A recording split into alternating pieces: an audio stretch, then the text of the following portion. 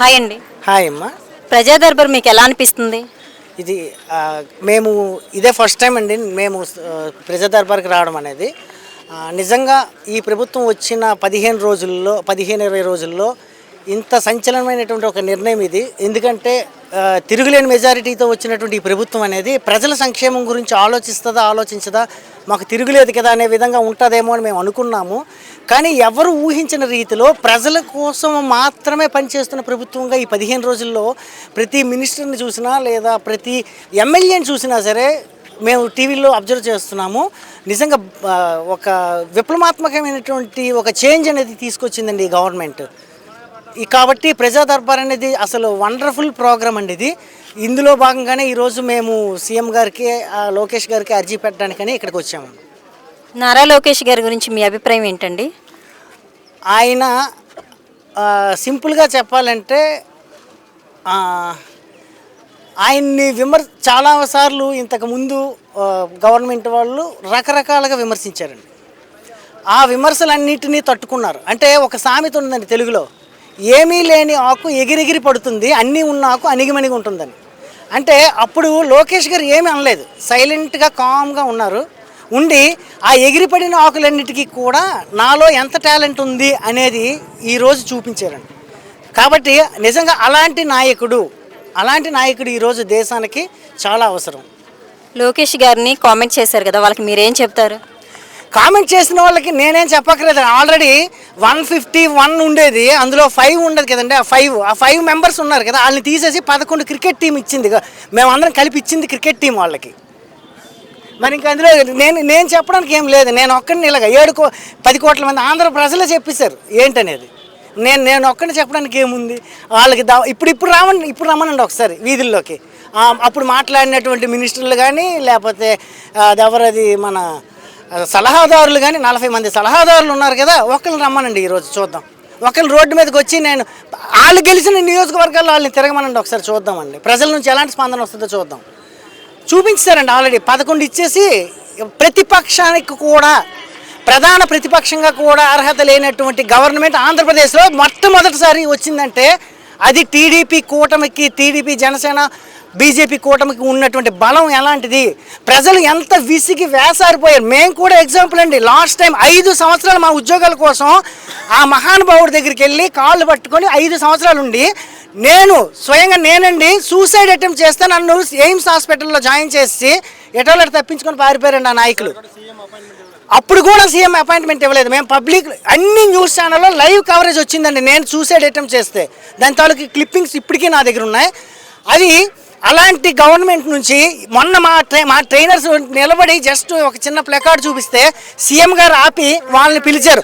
ప్రజల సీఎం వేరు, పరదాల సీఎం వేరండి. ప్రజల సీఎంకి పరదాల సీఎంకి ఉన్న డిఫరెన్స్ అనేది మన చంద్రబాబు నాయుడు గారు చూపిస్తున్నారు. మరి పులి కడుపున పులే పుడుతుంది కాబట్టి అదే గుణాన్ని వారసత్వంగా తెచ్చుకున్నటువంటి లోకేష్ గారు చెప్పాలంటే ఈ రాష్ట్రంలో ఉన్న ఈ దేశంలో ఉన్న యువత అందరికీ ఆదర్శవంతుడు మన లోకేష్ బాబు అండి. Thank you madam. మేము నైపుణ్య వికాసం అనేటువంటి ఒక ప్రాజెక్ట్ నుంచి మేము వచ్చామండి. 2018లో చంద్రబాబు నాయుడు గారు ఎంతో ప్రతిష్టాత్మకంగా తీసుకున్నటువంటి నైపుణ్య వికాసం అనే ప్రాజెక్టులో మేము ఇంగ్లీష్ అండ్ లైఫ్ స్కిల్స్ ట్రైనర్గా 854 మంది English and life skills and IT ట్రైనర్స్గా మేము సోషల్ వెల్ఫేర్, ట్రైబల్ వెల్ఫేర్, ఆశ్రమం స్కూల్స్లో మేము ట్రైనర్స్గా నియమించబడ్డామండి. చంద్రబాబు నాయుడు గారు మాకందరికీ కూడా అప్పట్లో జాబ్స్ ఇచ్చారు. చాలా ఎక్కువ 3-4 ఇంటర్వ్యూస్ ఫేస్ చేసి ఫిల్టర్ చేసి మాకు ఇచ్చారు ఆ జాబ్ అనేది.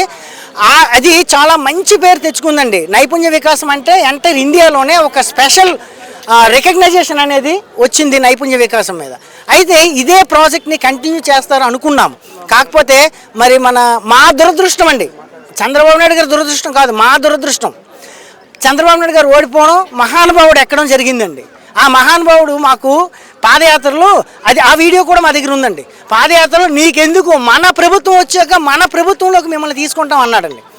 ఓకే, ఏదో తీసుకుంటాడు కదా వచ్చానని. ఆ తర్వాత మేము 500 సార్లు, తక్కువ నెంబర్ అండి ఇది, మినిమం 500 సార్లు ఆ సజ్జల రామకృష్ణారెడ్డి దగ్గరికి, ఈ ప్రిన్సిపల్ సెక్రటరీస్కి, ఈ సెక్రటరీల దగ్గరికి మేము కాళ్ళు అరిగేలా మినిస్టర్ల దగ్గరికి తిరిగితే ఒక్కళ్ళు కూడా మాకు న్యాయం చేయలేదండి.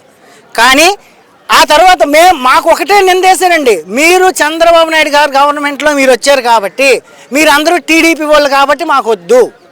అయితే చంద్రబాబు నాయుడు గారు గవర్నమెంట్లో డిఎస్సి వాళ్ళు వచ్చారు, లేకపోతే మొన్న జగన్ గారు వేసిన సచివాలయం వాళ్ళు ఉన్నారు. సచివాలయం అందరూ వైసీపీ వాళ్ళ చెప్పండి. ఇప్పుడు సచివాలయం అందరూ వైసీపీ వాళ్ళది, వాళ్ళని కూడా తీసిమని చెప్పండి. ఇది అన్యాయం అండి. ఒక గవర్నమెంట్లో ఒక ఎంప్లాయ్ వచ్చాడంటే ఆ గవర్నమెంట్ ఎంప్లాయ్ అనుకోవడం అన్యాయం, అది తప్పు. ఓకే, సచివాలయం వాళ్ళు రివర్స్ అయ్యారు మన జగన్కి.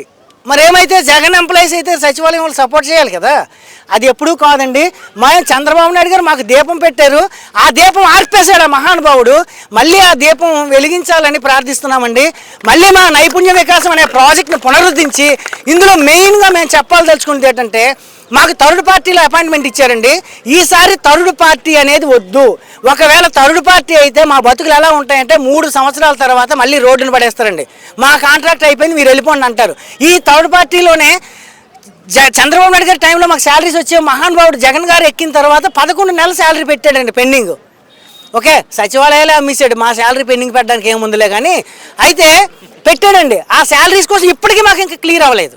థర్డ్ పార్టీ వల్ల ఈ సమస్యలు వస్తాయండి. కాబట్టి చంద్రబాబు నాయుడు గారికి, లోకేష్ గారికి ఈ సందర్భంగా మేము విన్నవించుకునేది ఏంటంటే, చూడండి మా ట్రైనర్స్ దాదాపు రాష్ట్రం మొత్తం మీద ఉన్న అన్ని జిల్లాల నుంచి మేము వచ్చామండి, 854 మంది.